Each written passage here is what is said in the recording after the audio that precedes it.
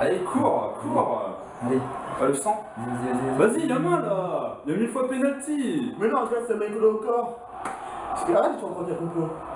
Non, mais je pense qu'il y a main quand même, il y a quand même un écart entre son bras et son corps. Si le ballon touche le coude, c'est dans la surface, il y a penalty. Après, le mec a une main de mètre. C'est pas volontaire. Bon, après, c'est sûr que c'est dommage pour vous, mais. Oui, c'est comme sur la fois d'avant. À un moment donné, il y a un règlement, faut l'appliquer. Il y a main dans la surface, il y a penalty. On s'est encore fait voler là. Bon, pour la première fois, c'est compliqué. Mais pour la deuxième fois, faut arrêter quoi. On ne peut dès lors que saluer la logique de l'arbitre. Logique, c'est le plus facile à dire qu'on s'en fasse faveur. Et puis, comme le disait Tom, le règlement est un peu plus complexe que le bête ballon touché main égale faute. La formulation exacte serait plutôt: un coup franc direct ou un coup de pied de réparation sera attribué à l'équipe du joueur adverse qui touche délibérément le ballon de la main, à l'exception du gardien dans sa surface. Mais tu l'as avalé le bouquin de règles ou quoi? Ça n'a pas l'air compliqué, mais je crois que je commence à cerner le problème. En tout cas, cela appuie la décision du jour. Il n'y avait pas l'intention de faire main à un Franchement, si tu vois pas la volonté de faire main sur cette action, on peut plus rien faire pour toi. Je reste perplexe, c'est quand même assez utile dans le deuxième cas. Est-ce que se protéger ne manifeste pas l'intention de faire une main, tout en se cachant derrière un geste non répréhensible? Voilà une question qui mérite d'être posée. En fait, pour les fautes de main, je distingue 4 cas de figure très différents. Et il y en a 2 où il est quasiment certain que selon le point où tu te trouves, eh bien tu seras en complet désaccord avec celui d'en face. Attention, monsieur le professeur est en route, atterrissage dans 5, 4... Et c'est trop marrant. En fait, il y en a 2 qui sont les 2 extrêmes sur la ligne de la certitude. On a le premier cas, où on a le joueur qui colle la main à son corps, on voit qu'il essaye d'éviter le ballon, et là, on se dit que c'est bon, il n'y a pas d'intention, il n'y a pas main. Puis on a le deuxième cas, où le joueur, il a la main très décollée, complètement baladeuse, il touche le ballon de la main, et on sait qu'il y a pénalty, il n'y a pas de polémique. Je suis sûr que vous avez un tas d'exemples qui vous viennent en tête. Celle de Boateng lors de l'Euro 2016. L'arrêt de Suarez en 2010 contre le Ghana. Et la main de Dieu aussi. Ah oui, la plus connue d'entre toutes. Vous voyez, parmi toutes celles que vous m'avez citées, aucune ne fait débat. Même si la dernière est un cas un peu particulier, devenu une légende. Surtout que lui, parce que c'est la seule qui n'a pas été citée parmi tous les exemples qu'on a cités. Conduisant donc à une injustice propre à rester dans les mémoires. Mais qui a permis de forger la légende de Maradona, mêlant son aura à celle de la Coupe du Monde 86. Mais revenons à notre sujet de départ, les fautes de main. Parce que la véritable difficulté commence quand la limite entre la faute volontaire et celle non intentionnelle devient très floue. Je veux dire, comme lors du match là.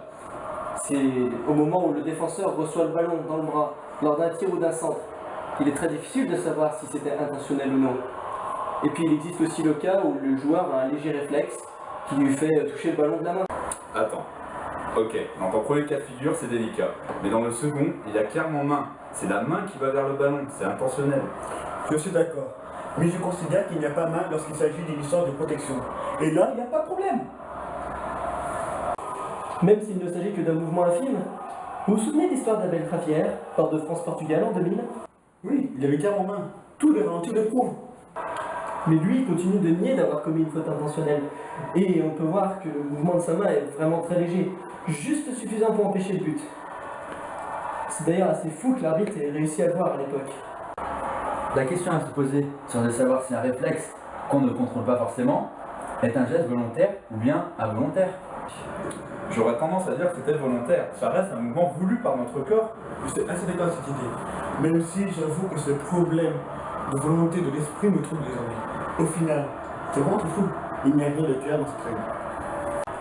En effet, tout ce qu'on peut dire, c'est que c'est le bordel, et que personne ne peut être certain d'avoir raison. Or, celui qui juge, c'est l'arbitre.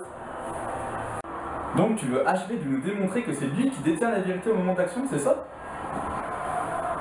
Ou que la règle laisse tellement place à l'interprétation et à la subjectivité qu'on fera mieux de ne plus discuter les décisions qui sont prises par celui qui doit les prendre. Cela nous épargnera du temps et de la salive de ne plus parler pour ne rien dire. Ne serait-ce pas la beauté du football de toujours refaire le match, de ressasser les émotions? N'est-il pas dans la nature de l'âme humaine d'être toujours en quête de perfection? Une perfection toute personnelle dans ce cas, car au moment de juger une action, nous sommes soumis à nos sentiments, et nous, supporters, à nos pulsions, qui nous poussent à désirer la victoire à tout prix, sur le chemin menant à la béatitude. Oui, alors que l'arbitre doit être la personne la plus neutre et objective possible. Ce qui indique que c'est la personne la plus apte à juger telle action à tel moment. C'est vrai, même si ça fait du mal de l'avouer. Mais ça fait du bien de se lâcher parfois. C'est pas faux, mais il faut pas oublier que l'arbitre reste humain. Il est soumis à certaines incertitudes, comme par exemple la fatigue, la pression des supporters, la tension du match. On fait que critiquer les décisions. Il faut pas oublier que l'homme reste faillible. Tu ouvres là un très vaste sujet, l'interprétation des arbitres et ses limites. Très très intéressant et très très vaste.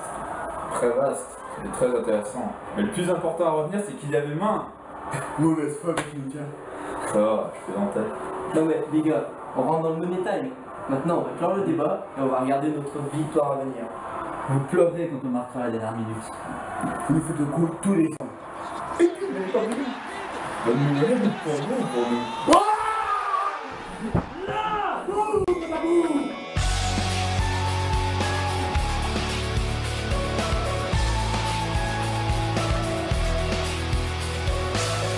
Tired of being what you want me to be, feeling so faithless, lost under the surface. Don't know what you're